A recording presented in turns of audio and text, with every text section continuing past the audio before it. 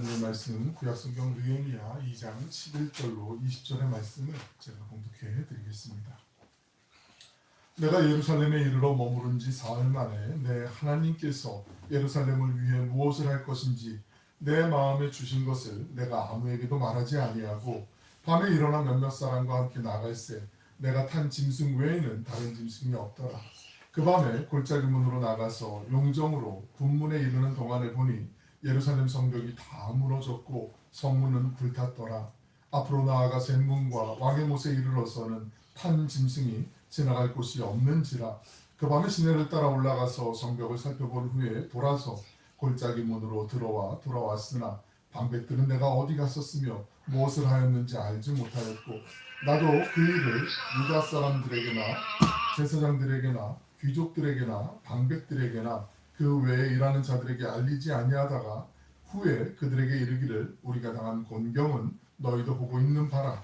예루살렘이 황폐하고 성문이 불탔으니 자 예루살렘 성을 건축하여 다시 수치를 당하지 말자 하고 또 그들에게 하나님의 선한 손이 나를 도우신 일과 왕이 내게 이런 말씀을 전하였더니 그들의 말이 일어나 건축하자 하고 모두 힘을 내어 이 선한 일을 하려 하매 호론 사람 산발락과 종이었던 암몬 사람 도비아와 아라비아 사람 게셈이 이 말을 듣고 우리를 업신여기고 우리를 비웃어 이르되 너희가 하는 일이 무엇이냐 너희가 왕을 배반하고자 하느냐 하기로 내가 그들에게 대답하여 이르되 하늘의 하나님이 우리를 형통하게 하시리니 그의 종들인 우리가 일어나 건축하려니와 오직 너희에게는 예루살렘에서 아무 기업도 없고 권리도 없고 기업되는 바도 없다 하였느니라. 아멘. 다들 꿀을 드셨나요? 복된 주님의 날 주의 전에서 또 온라인으로 예배드리는 모든 분에게 주님의 은혜와 평강이 함께 하시길 축원합니다. 우리 서로를 위해서 참 잘 오셨습니다. 우리 박수 한번 하실까요? 감사합니다. 우리 지난 시간 또 계속 느헤미야를 살펴보고 있는데 지난 시간에 우리 2장에 특별히 핵심 요절이라고 할 수 있는 8절의 말씀 기억하실 거예요. 내 하나님의 선한 손이 나를 도우심으로 조금 더 우리가 좀 확대해서 우리 하나님의 선하신 손이 우리 가정을 도우심으로 우리 하나님의 선하신 손이 우리 교회를 도우심으로 우리 하나님의 선한 손이 우리 지역 우리 동네신을 비롯한 이 지역을 도우심으로 우리 하나님의 선한 손이 우리나라를 도우심으로 온누리 열방을 도우심으로 우리가 그렇게 믿음을 갖고 선포하고 기도하며 또 하나님의 은혜를 구할 때 준비하며 열심히 성실히 살아갈 때 하나님이 그 능력을 발휘하심을 우리가 같이 나누었어요. 오늘 계속 이어지는 말씀인데 이제 그 바사왕 페르시아 왕의 전폭적인 지지를 받고 느헤미야가 약 1000km 떨어진 예루살렘으로 이제 도착을 하게 돼요. 아마 그때 당시에 운송수단이 말이나 나귀 같은 그런 것을 타고 와야 됐기 때문에 아마 길게 적어도 2달에서 3달 정도는 걸리는 아주 긴 거리였단 말이죠. 이제 그 거리를 오고 나서 같이 한 사흘 정도 조용한 침묵 가운데 지금 시간을 보내고 있지요. 페르시아 왕이 총애를 받은 고위관리로 왕의 친위도 병력까지 에스코트로 붙여줄 만큼 느헤미야의 행렬이 그냥 소소한 이런 뭐 몇 명 안 되는 소그룹이 아니라 아주 많은 행렬이 있었고 거기에는 신경 쓰지 말고 우리 같이 그냥 편안하게 얘기 드리는데요. 오랜만에 어린이가 있어서 우리 분위기가 너무 좋은 것 같아서 감사한데 그 보통 우리가 그렇잖아요. 예전에는 요즘은 그렇지 않은 것 같은데 예전에 우리 그 전국체전 같은 거 있잖아요. 올림픽 같은 거 있잖아요. 나갔다가 금메달 따고 막 몇 관왕 뭐 이런 거 하면은 혹시 기억나시는 것 중에 카퍼레이드 기억나세요? 카퍼레이드? 다 젊으셔가지고 기억 못하시나요?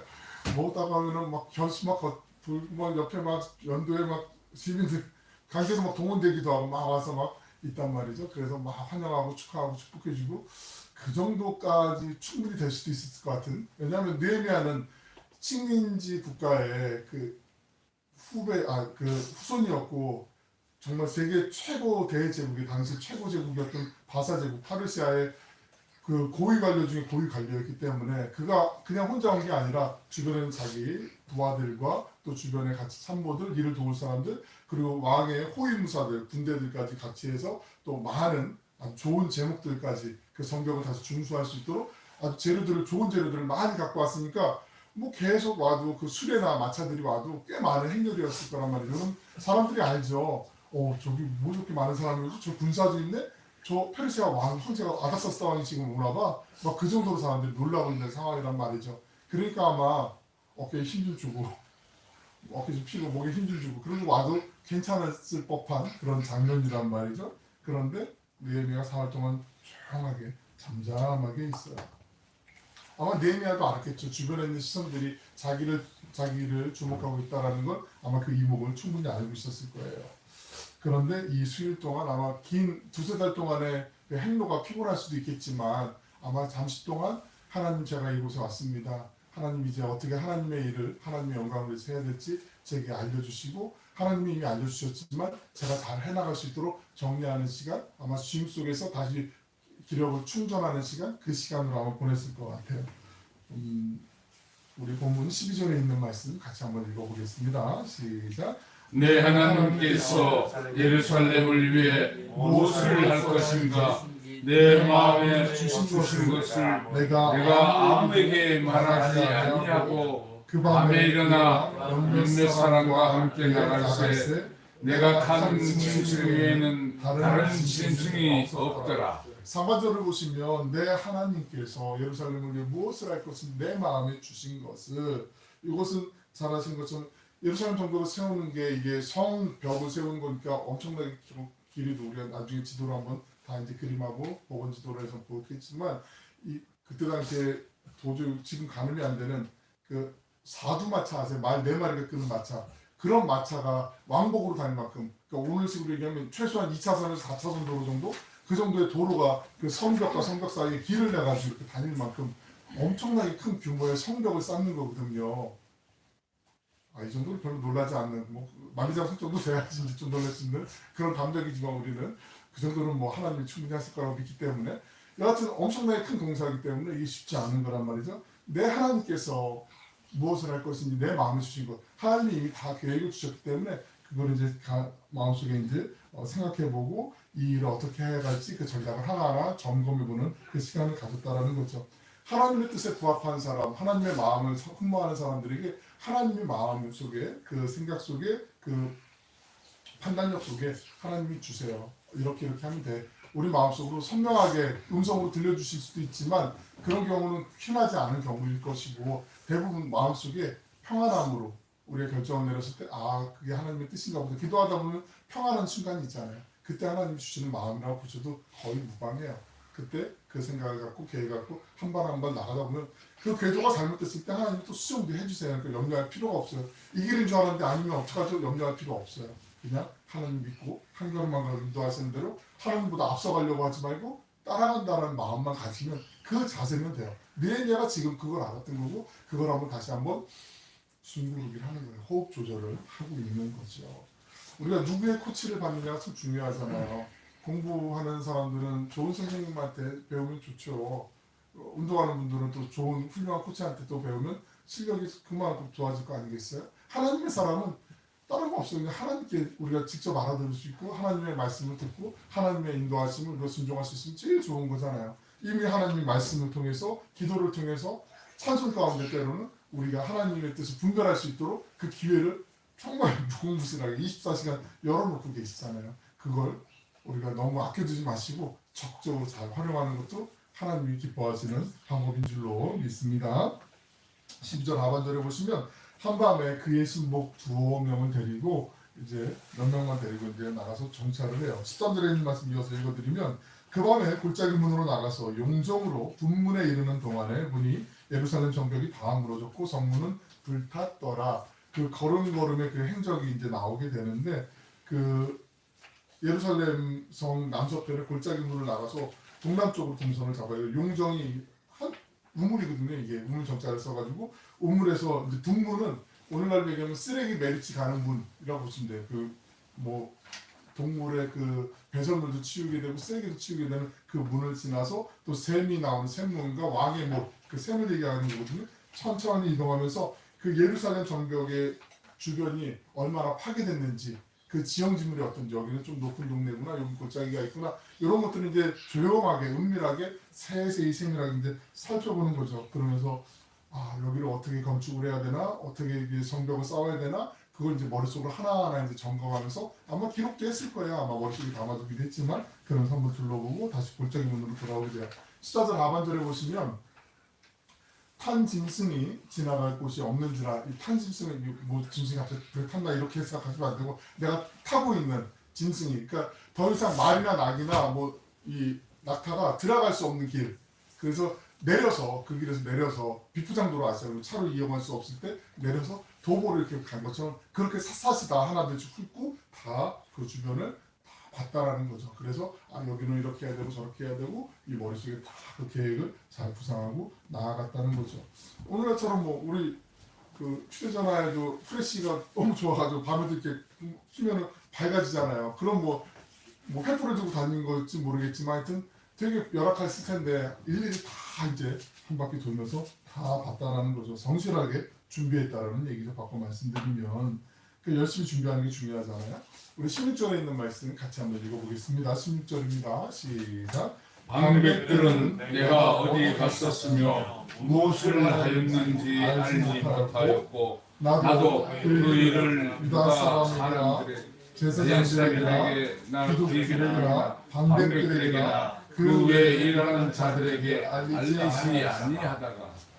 그 방백들은 오늘 식으로 얘기하면 공무원들, 관료들을 얘기하는 거예요. 오피셜 영어 성경에 나와 있는데 그 관료들을 얘기하는 그 일을 하는 행정 관료들을 같은 사람들 그 지역에 있는.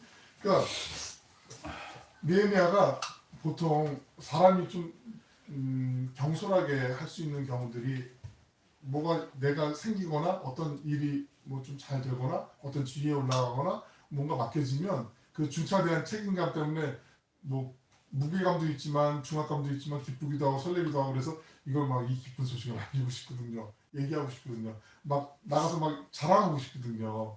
그래서 일을 그르치는 경우들이 많이 있는데 느헤미야가 안 그랬다는 거예요. 그냥 조용히 다른 사람들에게 알리지 않고 조용히 일이 이루어질 때 그 단계에 맞춰서 하나하나. 보통 우리가 그냥 막 일이 되기도 전에 뭐 여기저기 막 얘기해가지고 오히려 일이 더 어수선해지고 산만해지고 배가 사공들이 많아서 산으로 가는 그런 경우들을 살면서 경험적으로 알고 있잖아요. 그런 상황을 느헤미야가 아예 사전에 차단을 해버리는 거예요. 그리고 더욱더 일을 잘하기 위해서 집중하고 신중하게, 왜냐하면 이 모든 게 자기의 입신을 위한 게 아니라 하나님의 영광을 위한 거라는 걸 알고 있었기 때문에 그렇게 해야 된다는 걸 분명히 또 마음을 붙잡고 가기 때문에 그렇게 했다는 거죠. 비밀리에 철저한 현장 답사를 다 했어요. 그리고 사전 조사를 다 했어요. 마침내 유대 백성들의 지도자인 제사장, 귀족들, 그리고 방백들, 관료들, 그리고 각 지파의 리더들을 다 모아놓고 이제 예루살렘 정복 재건에 대한 그 마스터 플랜 계획을 이제 밝히는 거죠. 자, 모이세요. 제가 이제 이런 상황에 대해서 궁리했고 이렇게 왔습니다라고 그걸 이제 소개를 하는 거죠. 체념하고 더 이상 앉아 있으면 안 됩니다. 주저앉을 수 없습니다. 얘기하는데 우리 17절 말씀을 같이 한번 읽어보겠습니다. 시작. 후에 그들에게 이르기를 우리가 당한 공경은 너희도 보고 있는 바라. 예루살렘이 황폐하고 소문이 불탔으니 자 예루살렘 성을 건축하여 다시 숲을 당하지 말자 하고. 그 하나님은 하나님의 백성들이 더 이상 소망이 없을 거라고 패배주의적인 생각에 빠져가지고 그냥 주저앉는 거 절대로 원치 않으시죠. 그렇다고 뭐 막연한 뜬구름 잡듯이 희망만 갖고 있는 거 아무것도 준비 안 하고 노력 안 하면서 그런 것도 하나님 기뻐하지 않으시지만 그래도 일단 절망해서 다시 회복의 희망을 갖고 그 자리를 다시 후루룩 털고 일어나길 준비하길 원하시는 그 마음을 느헤미야가 이제 다시 얘기를 하는 거죠. 그래서 이런 느헤미야 같은 사람을 보내셔서 같이 또 속삭여 주시는 거죠. 이게 쉽지 않다는 거 다 알고 있어요. 느헤미야도 알고 있고 그 땅에서 오랫동안 수십 년 동안 이미 그 이전에 성벽을 재건하려고 했는데 주변에 있는 민족들이 침입하고 성벽을 쌓으려고 하면 무너뜨리고 또 침략하고 약탈해가고 누락질해가고 이런 일들이 비일비재했기 때문에 정말 사기가 바닥에 떨어질 대로 다 떨어져 있는 상황이었고 처참한 환경 가운데 있다는 거 이 사람들이 더 잘 알고 있잖아요. 그 땅에 예루살렘에 살고 있는 사람들이. 그 사람들이 아마 느헤미야가 청산처럼 자 우리 성벽을 중수할 거야, 재건할 거야 얘기했을 때 아마 속으로든지 아마 대놓고 이런 얘기했을 수도 있을 것 같아요. 아이고 우리가 수십 년 동안 해봤는데 안 되는 걸 저 애송이 같은 페르시아에서 온 뭐 잘 나가라 본데 뭐 자기가 무슨 능력 있다고 저런 걸 하겠어? 이런 마음도 약간 있을 것 같고 아이고 젊은 양반 참 꿈은 야무진데 우리 해봤어요. 다 안 돼요, 안 돼요. 다 힘빼지 말고 그냥 좋게 좋게 지내다가 가세요. 이렇게 얘기하고 싶은 마음이 현실적으로는 있을 수도 있을 거예요. 모르겠어요. 나중에 천국 가면 다 확인할 수 있는데, 근데 이 사람들이 그렇지 않았어요. 느헤미야의 말을 듣고 나자 이 사람들이 일어나서 건축하자. 먼저 얘기해. 일어나서 건축하자. 선뜻 나서게 돼요. 우리 18절 말씀도 같이 한번 읽어보겠습니다. 시작. 또 그들에게 하나님의 선한 손이 나를 도우신 일과 왕이 내게 이런 말씀을 전하였더니 그들의 말을 일어나 건축하자 하고 모두 힘을 내어 이 선한 일에 하려 하면 어떻게 이럴 수 있었을까? 수십 년 동안 뭘 해보려고 했는데 그 공통의 주제인데 숙제 같은 건데 이걸 하려고 하는데 안 돼요. 안 되고 또 안 되고 또 안 되고 그러면 이미 포기하기에 체념하기에 아주 충분한 시간이 수십 년 동안 1년, 2년, 3년도 아니고 수십 년 동안 그러면 정말 포기하기 힘든 시간이에요. 그 안묵호 마을 아시죠? 안묵호 우리 여기 묵호 어판장 앞에 안묵호 마을이라고 그러잖아요. 우리 딴 동네 가시잖아요. 근데 거기 이제 그 새틀 마을 사업이라고 오래된 낙후된 동네를 좀 이렇게 집들도 수리해드리고 동네 인프라를 개선해주는 그 사업이 이제 작년 하반기부터 들어가서 27년까지 한 4년 반 동안 이제 진행이 되는데 거기 어르신들이 보통 이제 이런 그 공모 사업을 국가에서 하는 공모 사업을 이제 신청해서 선정이 되려면 사전 준비하는 뭐 조사하는 것도 꽤 많아요. 그래서 설문지 같은 거 조사해서 집은 몇 년 됐고 뭐 고쳐야 될 때가 어디고 동네는 길이 어떻고 이런 거 조사를 한단 말이죠. 근데 이게 들어보니까 한 2번인가 3번 정도를 이제 응시를 했다가 떨어졌어요. 그러니까 한 4년 5년 전부터 이렇게 했다가 안 되고 또 그래도 의욕을 갖고 시에서는 하겠다고 또 했는데 또 안 되고 고배를 맞으니까 어르신들은 우리 뭐 갖고 장난하는 것도 아니고 이게 뭐냐고 했던 거 지난번에 했는데 뭐 사진도 찍고 갔는데 막 이러면서 마음속에 그런 마음이 있어요. 요거는 되는 줄 알았는데 안 되고 그리고 좌절감이 있으니까 3, 4년 4, 5년만 지나도 에이 그거 안 돼 그거 못해 이렇게 생각할 수 있는데 지금 예루살렘 성벽의 중수 건축하는 거는 수십 년 동안 시간이 축적돼 있는 계속 하려고 하는데 안 됐던 경우거든요. 그러니까 포기하기에 아주 넉넉한 충분한 시간이라는 거죠. 그런 상황에서 사람들의 분위기가 바뀌었어요. 왜냐하면 느헤미야가 사람들을 모아놓고 이야기를 하잖아요. 근데 그의 음성 가운데 그 진실함이 묻어났을 것 같아요. 하나님을 향한 그 신실함이 나타났을 것이고 아마 하나님께서 그 사람들의 마음도 감동을 시키셨겠죠. 이 일은 너희들이 이전에 노력했던 너희들이 힘으로 했던 일이 아니라 이제 내가 같이 이 느헤미야를 써서 이 일을 완수할 거야. 그러니까 염려하지 마. 아마 그런 마음을 하나님께서 그 주변에 있는 예루살렘 사람들에게 어루만지시고 아마 마음속으로 속삭여 들려주셨을 거예요. 그러니까 우리가 마음속에 그런 게 있어요. 어떤 일에 관심이 제일 많잖아요. 열심히 있고 거기에 지대한 관심이 있으면 졸다가도 잠이 확 깨는 경우도 있잖아요. 예를 들어서 뭐 지금 눈이 많이 왔는데 눈썰매 타는 거 좋아한다. 그럼 눈 온다는 얘기만 들으면 눈썰매 타고 싶은데 막 그러면서 막 깜짝 우리 막 스노우맨 만들려고 하면 눈이 오면 막 좋아 막 그러면서 하는 것처럼 그런 마음 내 관심 속에 마음속에 그런 게 있으면 어린이들 그걸 좋아하잖아요. 그런 것처럼 갑자기 눈이 번쩍 뜨이는 것처럼 이 예루살렘에 있는 사람들이 성전 중수 이 재건이 본인들의 과제, 숙제라고 사명이라고 생각했는데 이 이야기가 정말 선명하게 하나님이 인도하시고 할 수 있을 거라는 자신감을 얻게 되니까 이제 태도가 바뀌는 거예요.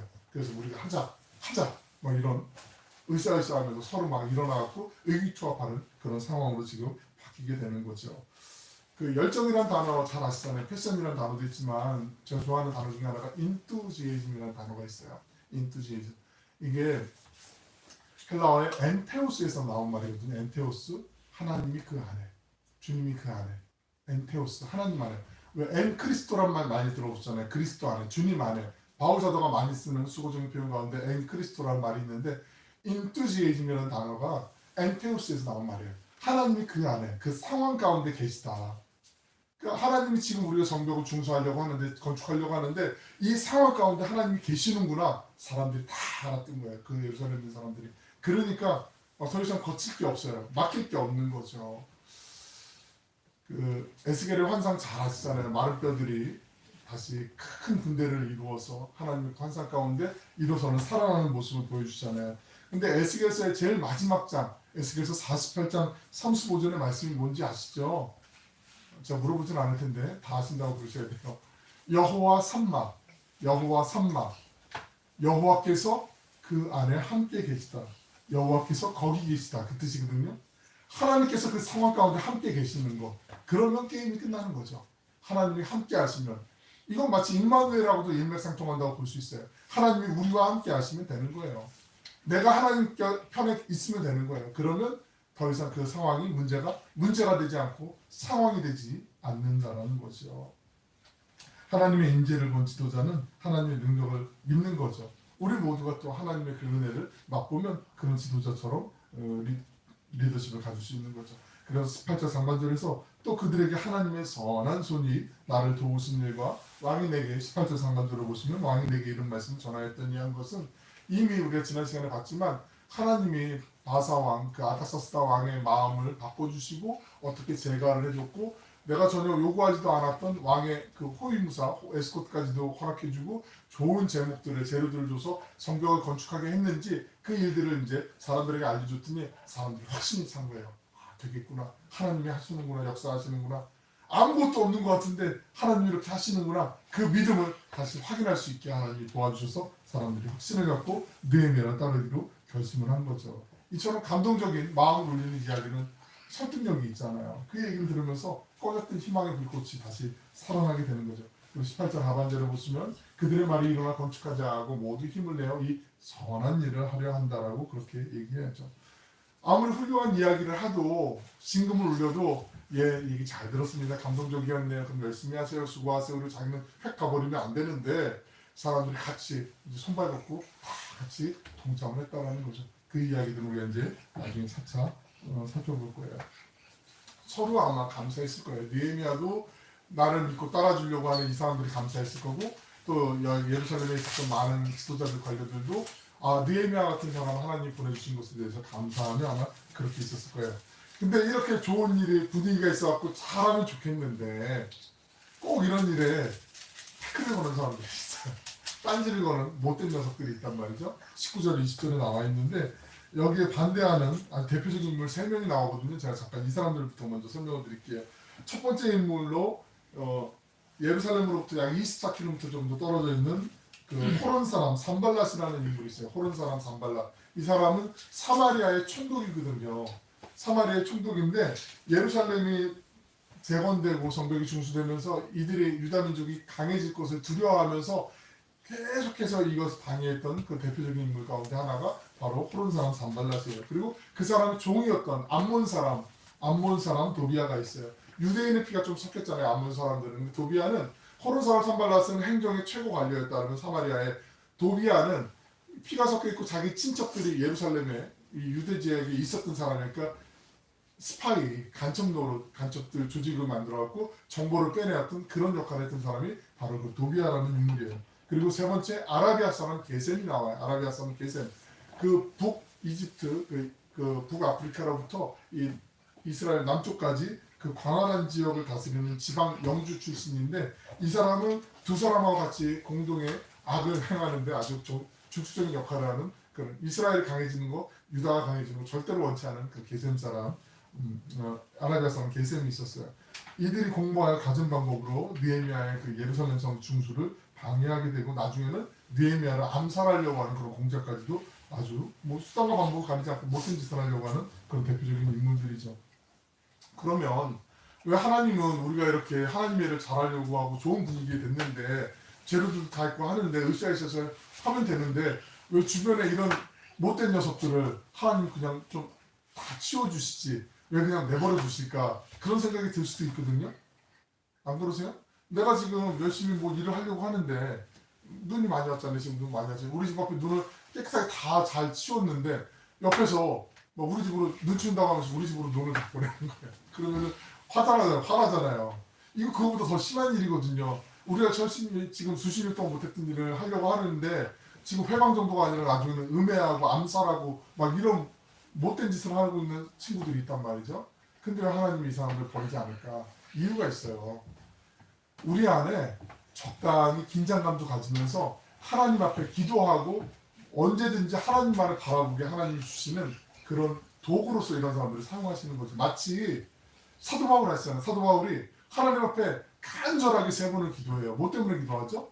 내 몸에 가시 때문에 기도하잖아요. 하나님, 제가 다 좋은데 이것만 좀 하나님 없게 해주세요. 그럼 정말 펄펄 날면서 하나님을 더 열심히 할 수 있을 것 같아요. 간절하게 기도해요. 그런데 결국은 하나님이 바울에게 주신 음성은 내 은혜가 내게 족하도다. 그 가시를 바울은 감내하면서 감사함으로 하나님이 주신 것, 감사함으로 그렇게 일을 감당한단 말이죠.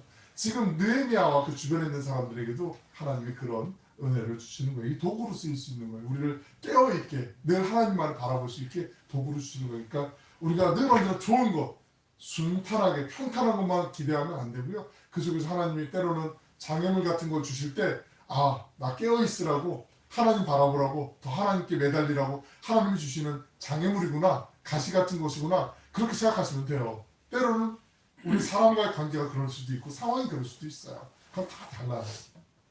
19절 말씀 같이 한번 읽어보겠습니다. 시작. 호론 사람 산발락과 종이었던 암몬 사람 도비아와 아라비아 사람 게셈이 이 말을 듣고 우리를 업신여기고 우리를 비웃어 이르되 너희가 하는 일이 무엇이냐? 너희가 왕을 배반하고자 하느냐 하기로. 이 말씀에 따르면 호론 사람 산발락과 종이었던 암몬 사람 도비아 그리고 아라비아 사람 게셈이 느헤미야와 그 주변에 있는 이스라엘 사람들 뭐 약을 어릴 때 약 올릴 때 얼레리 꼴레리 하는 것처럼 약 올리는 거 니들이 해봐라 이게 되나 뭐 어떡하지 실패를 한두 번 당한 게 아닐 텐데 다시 한번 또 매서운 맛을 봐야겠구나 막 업신여기면서 막 약 올리고 막 놀리고 막 협박하고 나중에는 그렇게 이제 벌어지는 거죠. 느헤미야 백성들에게 적들이 사용한 이런 공격은 오늘날 우리 하나님의 사람들에게도 계속 사단이 핍박하는 우리들이 즐겨 사용하는 방법 중에 하나잖아요. 하나님께 순종하면서 살아가려는 사람들 조롱하고 무시하고 때로는 말도 안 되는 논리를 갖고 협박하기도 한단 말이죠. 이런 강력한 적들의 공격에 대해서 느헤미야가 조금 더 겁먹지 않고 단호하게 오히려 분명하게 대처하죠. 마지막 절 20절 말씀 같이 한번 읽어봅니다. 시작. 내가 그들에게 대답하여 이르되 하늘의 하나님이 우리를 형통하게 하시니 그의 그의 종들이 우리가 일어나 건축하려니와 오직 너희에게 예루살렘에서 아무 기억도 없고 권리도 없고 기억되는 바도 없다 하였느니라. 우리 상반절을 잘 보세요. 내가 그들에게 대답하여 이르되 여기서부터요. 하늘의 하나님이 우리를 형통하게 하리니 하늘의 하나님이 우리를 형통하게 하시리니 이 말씀 붙잡으시면 돼요. 이거 오늘 기억하셔야 되는 요절 같은 말씀이에요. 하늘의 하나님이 우리를 형통하게 하시리니 이 형통이 내 생각의 기준의 형통이 아니라 하나님의 뜻을 이루어 가시는 형통이잖아요. 하나님의 뜻에 순종하며 그 뜻을 순종하길 결단하고 실천하는 사람들에게 하나님이 형통의 은혜를 복을 주시는 것처럼 마치 요셉에게 요셉을 우리가 형통한 사람이라고도 얘기했잖아요. 우리 요셉 시리즈에서 나눴잖아요. 어떻게 이게 형통이야? 이렇게 꼬이고 이게 모함을 당하고 감옥에 갇히고 심지어는 이렇게 파렴치한 법으로 몰아가는데 어떻게 형통일 수 있을까 얘기하지만 하나님이 함께 하시고 인도하시는 그 은혜가 형통이라고 말씀하는 것처럼 하늘의 하나님이 형통하게 하시리니 느헤미야가 단호하게 선포를 해요. 그리고 도비아나 게셈이나 이 방해하는 무리들에게 산발랏이나 이런 사람들에게 느헤미야가 딱 하는 얘기가 그거예요. 다른 거 아니야. 너 내가 지금 누구를 데리고 왔는지 알아? 어떤 걸 갖고 왔는지 알아? 어떤 명령을 갖고 왔는지 알아?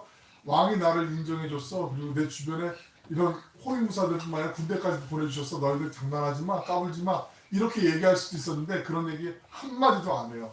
뭐라고 얘기하냐면 이 일은 하나님이 맡기신 일이고 하나님의 일이야. 하나님의 백성들이 하는 일이야. 너희들이 함부로 얘기할 게 아니고 너희들이 관심 가질 게 아니야. 너희들 이러다 큰 코 다쳐. 너희들 까불지 마. 이런 게 담겨있는 내용이 바로 그거예요. 너희에게는 예루살렘에서 아무 기업도 없고 예루살렘에 기업들이 있는 사람들은 유대민족들이잖아요. 권리도 없고 하나님의 일에 너희들이 감히 어떻게 하나님을 믿지 않는 너희들이 함부로 대들어 기억되는 바도 없다. 너희들 이러면 안 돼. 큰일 나. 얘기하는 게 다 이 안에 응축되어 있는 거죠. 그러니까 하나님이 하나님 되심을 선포하고 우리는 하나님의 뜻대로 나아간다. 너희들 하나님과 싸울 거냐? 큰일 난다. 지금 빨리 거두어라. 이 명령까지도 안에 내포되어 있는 거죠. 적들이 아무리 막강한 힘을 갖고 있다고 해도 느헤미야가 쉽게 물러가지 않은 거 우리 다 알고 있어요. 그러려면 느헤미야가 준비했던 것처럼 실력을 키운 거죠. 아닥사스다 왕의 제가를 받을 만큼 실력도 있었지만 성실의 씨앗을 나누어 뿌렸지만 또 주변에 늘 언제나 자기에게 맡겨진 일들을 묵묵히 감당하려고 노력했던 것 그거 우리가 잘 알고 있잖아요. 사랑하고 축복하는 여러분, 우리가 또 삶의 자리에서 주님이 우리에게 맡겨주신 사명이 있어요. 때로는 그 사명이 너무나 버거워요. 그리고 막 부담스러워요. 그리고 이거 나 내일 절대 안 될 것 같은데 하는 그런 마음이 더 앞서다 보니까 막 기운도 빠지는 것 같고 사기도 죽는 것 같고 막 그래요. 근데 하나님이 맡겨주신 것 하나님이 하셔요. 우리가 하는 거 아니잖아요. 내가 하는 거 아니죠? 그죠? 하나님께서 형통하게 하실 줄로 믿습니다. 그 믿음을 갖고 우리가 나가는 거 아니겠어요? 우리의 삶의 앞길도 우리의 가정도 우리의 신앙 공동체도 하나님이 형통하게 하신 그 은혜가 있어요. 날마다 주님 동행하기를 마음 품고 그 뜻을 품고 겸손히 순종하면서 삶의 현장에서 믿음의 씨앗을 성실의 씨앗을 오늘 주신 그 시간 동안에 건강 가운데 우리가 뿌리는 거죠. 그리고 하나님의 은혜 안에서 하나님이 열매 맺으실 것을 기대하며 하루하루 차곡히 아라리 그 성실의 시간들을 보내다 보면 모든 것이 행복하게 선을 이루시고 우리를 통해서 하나님이 영광 받으실 줄로 믿습니다. 그 은혜의 아름다운 통로로 쓰임받는 우리 모두가 되시길 주님의 이름으로 간절히 축원합니다. 아멘. 있습니다. 사랑하여 풍성하시고 자비로우신 아버지 하나님, 우리의 삶의 자리에서 때로는 너무 긴 시간 동안 도무지 이건 안 되는 것 같다라는 생각 때문에 포기해버리고 절망했던 일, 하지만 하나님은 자꾸 기도할 때마다 그 모습을 떠올리게 하시고 우리에게 기도할 수 있게 인도하여 주신 것, 우리가 헤아리지 못할 하나님의 방법이 돌파구가 있는 줄로 믿습니다. 오늘 느헤미야를 통해서 주셨던 것처럼 하나님 우리 안에 하나님이 함께 하시어서 형통할 수 있는 그 은혜도 맛보게 하여 주시고 예비하여 주신 은혜 가운데 우리가 나아가길 하나님이 이미 바라고 계심을 믿음으로 고백합니다. 선포합니다. 하나님이 앞서 행하실 때 우리가 한 걸음 한 걸음 묵묵하게 주님만을 오롯이 따라가는 우리의 걸음이 되게 하시고 믿음의 행진이 되게 하셔서 이 한 주간도 살아계신 주님을 마음껏 찬양하며 주님과 기도하는 가운데 깊은 인도하심 속에 교제하며 주님의 영광을 찬양하는 우리 모든 믿음의 가족들 되게 하여 주시옵소서. 감사드리며 예수님의 이름으로 기도 올려옵나이다. 아멘.